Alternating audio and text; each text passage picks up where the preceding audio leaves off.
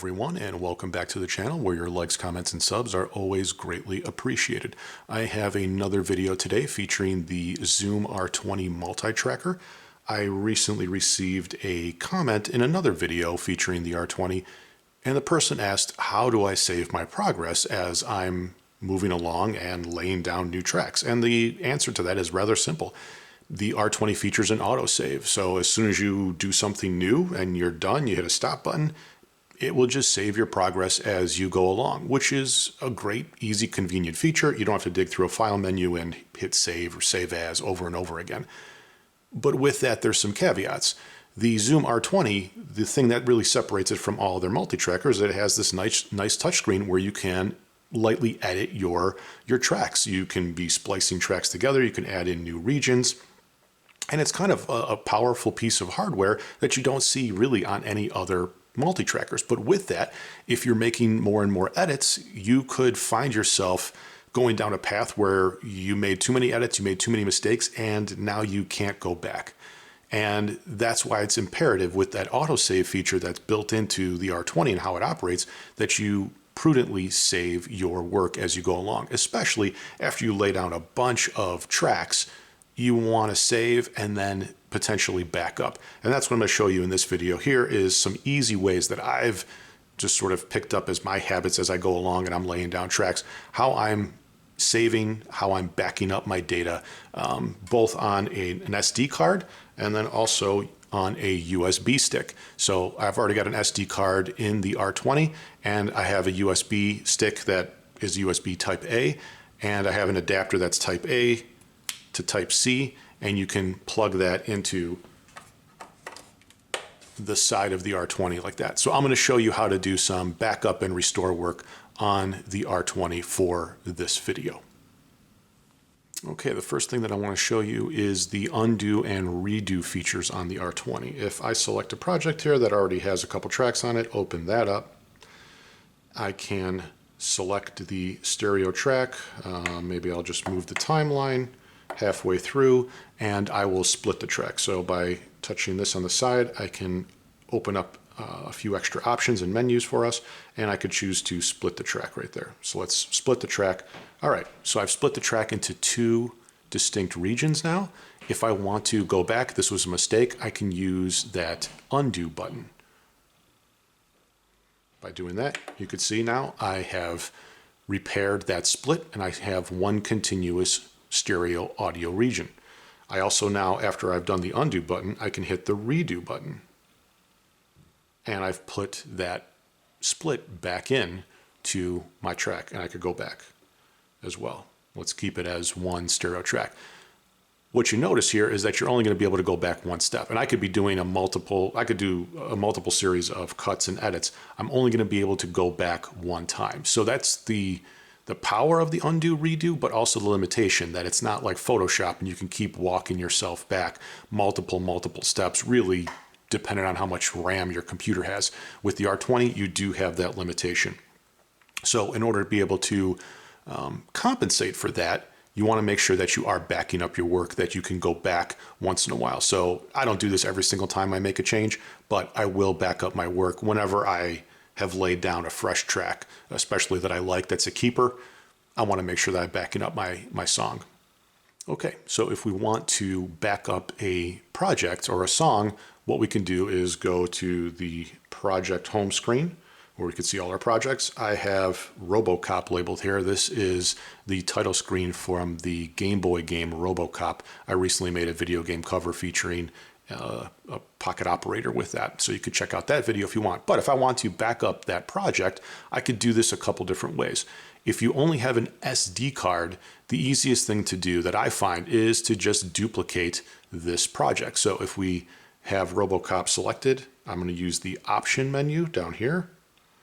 Option, you can hit duplicate. So for duplicate, it'll ask you what do you want to call it, and it'll say RoboCop parentheses 01. That's fine. So if we hit enter, has to think about it for a little bit, but it will duplicate our entire project for us. We're done. Back out, and now you can see I have my original RoboCop, and then I have the duplicated track RoboCop with a parentheses 01. Now I can go back to the original RoboCop file and continue to edit it. You know, mixing and matching, splicing up the tracks, laying down some more tracks. And if I'm doing all these editing features using the touchscreen, I can always go back now to RoboCop 01 and then just pick it up from here if I made too many mistakes or too many errors and I can't go back any farther. So that's a great way to simply back up your projects as you go along. You could make it RoboCop 01, RoboCop 02, RoboCop 03 as you're making edits, and keep it to the SD card. The other thing that you can do is take the SD card out of the R20 and you can put the SD card into your computer. And from there, you can look at all of your projects in the R20 SD card. There'll be a projects folder, and then you'll see all the individual projects there. You can just take whichever project you'd like, drag it over to another area of the computer or onto another drive, and you can back up your entire projects that way. When you come back and you put the SD card into the R20 again, nothing will have changed. But if you want to delete any of these projects, you can, and you'll still have that backup wherever you left it on your maybe your computer's hard drive or on a backup external hard drive. You can always go back to it, load it back onto the SD card, pop it into the R20, and pick it up right from there. The other thing that you can do is you can back up your data to a flash drive. And in this case, I've got a flash drive that has a USB Type A with a USB Type A to Type C connector or converter. If you have a flash drive that is just has a straight USB Type C end, you can use that as well. If we plug that into the side of the R20, we can use it at the same time that we're using the SD card. So if we want to back up to a USB stick, let's select this program. I have Stylus. I can use the option menu again, and what we're going to do this time is export to USB memory.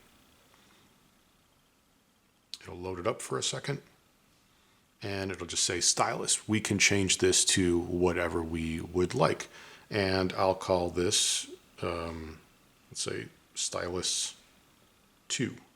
So I'll back it up as Stylus 2 and hit Enter.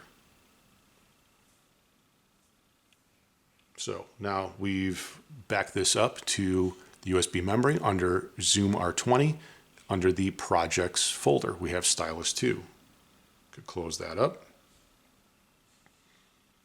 And if we want, now we've got Stylus that we could go back to and start working on that again, or we could bring back Stylus 2 onto our project menu.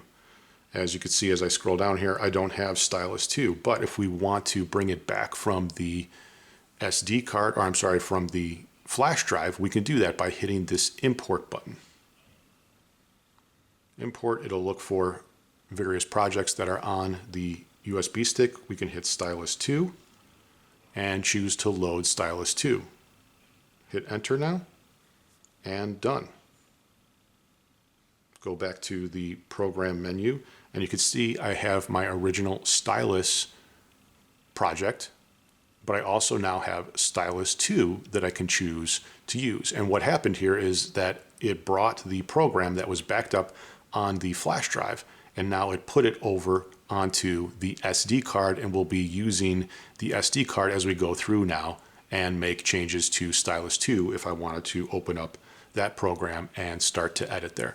So this gives you a couple different features or options that you can take advantage of in order to back up your work, making sure that you don't lose your progress. If you go a little bit too far, try to make too many edits with the touchscreen because it's there and you feel like it's a great tool to take advantage of. I found myself making too many errors or edits, and then I want to go back and I just don't have that option to move back several steps. Now I kind of prudently back things up. If I just have the SD card in there, I make a couple different versions, which would just be like this with RoboCop parentheses 01, 02, 03. And then once I get to a happy place where I've made enough progress and I'm feeling good about that version, I'll go back and I'll delete these other projects because I don't need them anymore. And I'll just stick with the one project that I have and then start to make more backups from that point in time. Or you could back up things by simply plugging in a flash drive, back it up, call it up something different, just drop it onto the flash drive. You could do the same thing, put that onto your computer if you wanted to and drag it over, but it's on your flash drive as a great backup. And now you could just bring this thing over and it'll import it into your SD card, you can work with it from there. So overall, I feel like these are some nice features that work really well for me, and I've been using them a lot when I'm working with the R20 and trying to create new songs. And I find it's a really convenient way to make sure that you don't go too far and you don't have too many errors with your music as you're using the touchscreen to make your edits. I hope you found the video helpful, and if you have any questions, be sure to leave them in the comment section below. I will try to get to them as fast as possible. Thank you for watching, and I hope to see you again. Goodbye.